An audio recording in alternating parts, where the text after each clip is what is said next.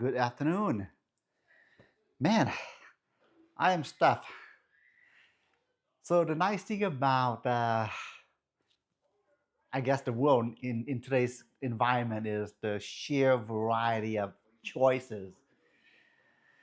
So speaking of choices, if you come here actually, even though this is approaching winter, okay, because of the world that we live in today, the availability of tropical fruits and from different parts of the world is really not an issue. I mean, if you want a particular fruit, tropical plant, you're bound to get it, and you're probably gonna not have any issues looking for it in Etsy, Amazon, eBay, probably even Craigslist. But today I want to talk about the my what I would do if I want to get tropical fruit trees from online sources. So this guy, these are Barbados cherry seedlings, of course. It's actually been cooped up in the corner here under this artificial light for the past week. So I've got these guys for about a week now. So what I would do, okay, this is what I would do. Once you purchase your tropical fruit tree or seedling from an online nursery or an online source, you for the most part you probably have no idea where it's coming from, so just be mindful of that.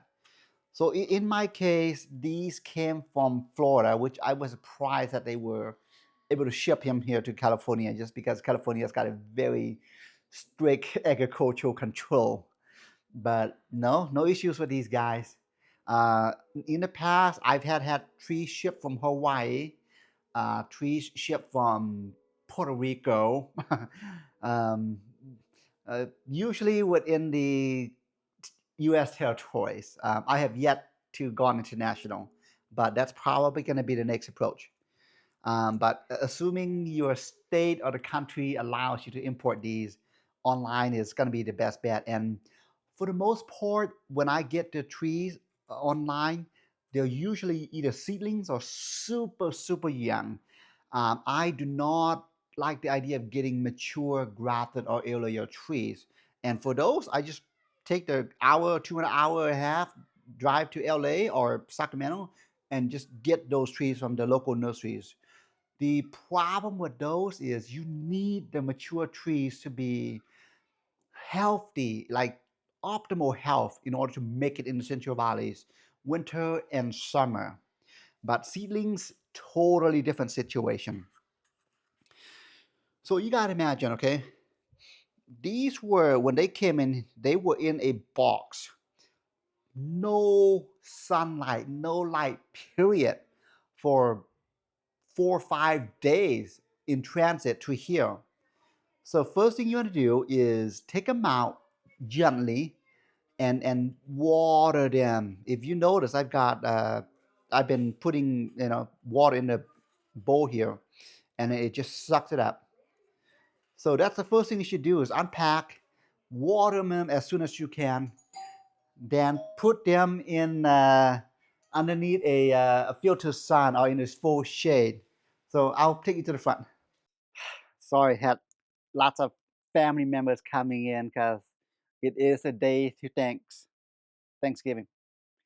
Um, so this is what I would do next. Once I get them situated for a week underneath, again, if it's summertime, full shade. Now, because it is winter time here, it's been cooped up in my living room underneath an artificial light, full spectrum light for a week. Yeah, last thing you want to do is put your newly shipped tree in full sun. They are gonna like they're not gonna like it. Let's just say you gotta imagine, okay, cooped up in a box for 3 to 5 days, no sunlight whatsoever.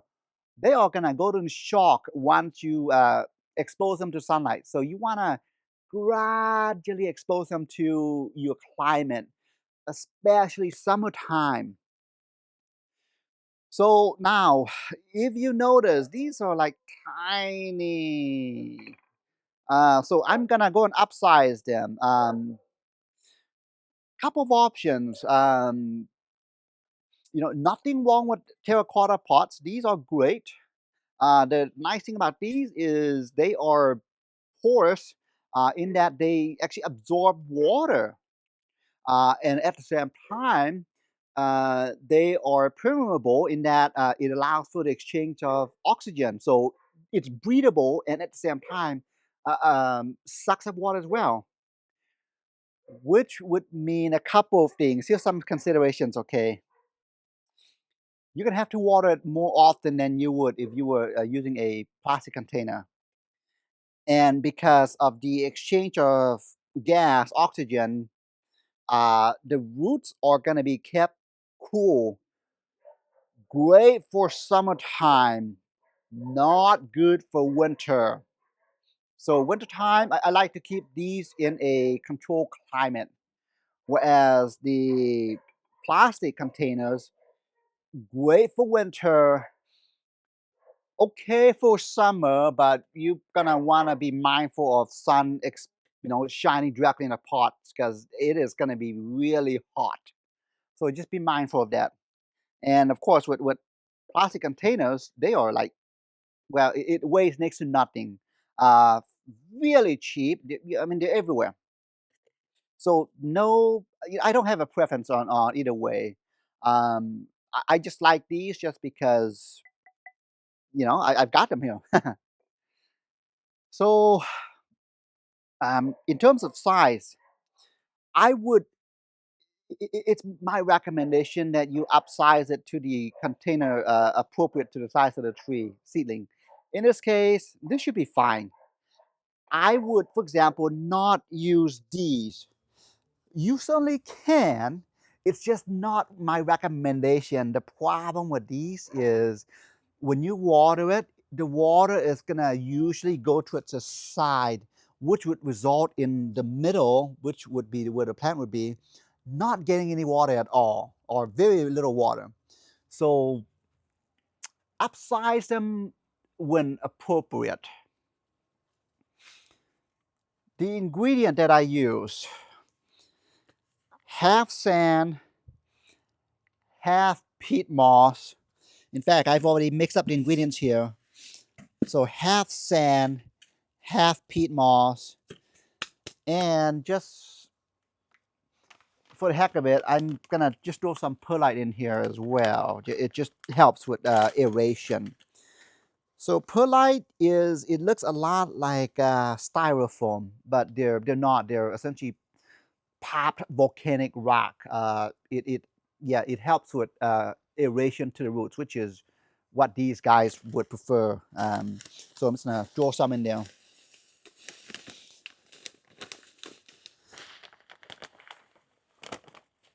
So now I should also mention, okay, because these are tropical fruit trees, they would prefer the roots to be mostly on the moist side. Um, so that's one thing that you'll want to keep an eye on with the terracotta pots is you may need to water it a bit more frequently than if you were on using a plastic container. So yeah, literally just mix up those three ingredients and then use this for the growing medium. Um, soy sauce is optional, though I would probably not use it. It's a joke, just in case you didn't get it. So just three ingredients, okay? Sand helps with drainage, perlite helps with aeration, and peat moss helps with soil retention, soil acidity, as well as providing it a good anchor for the roots. Yeah, this is what it looks like now. So let's start off with the plastic container first. Yeah, nothing fancy.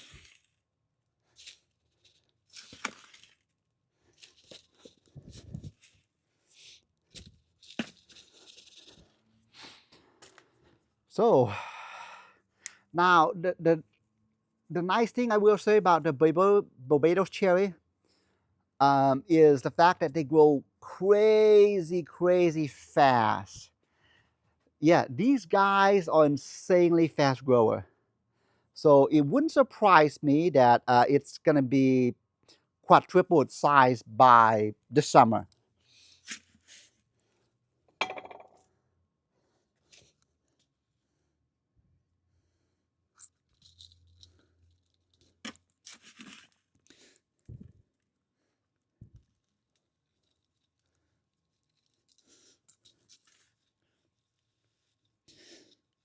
So once it's been upsized into the container, you're gonna wanna then just simply water it. That's really the gist of it.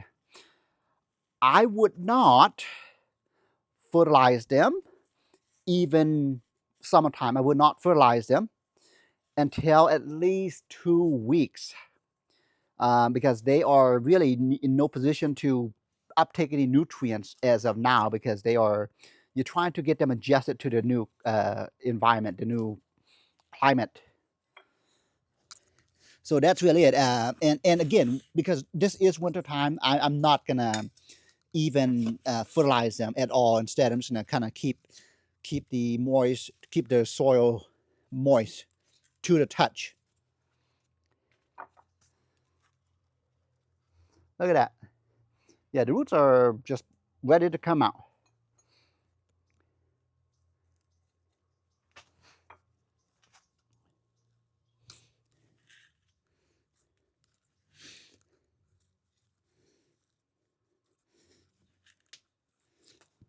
Now, fun fact about the Barbados cherry, okay, they are crazy cold sensitive in the Central Valley. I know folks in other, zone 9B climate have no problem growing these. And that's mostly because of the cold. I mean, in other places, in other zone 9B climate, they might get 2 or 3 frosts a day per year. Whereas in the Central Valley, it's not uncommon we get 5, 6, 7 days worth of frost, and it just really just destroys these guys. Barbados cherry,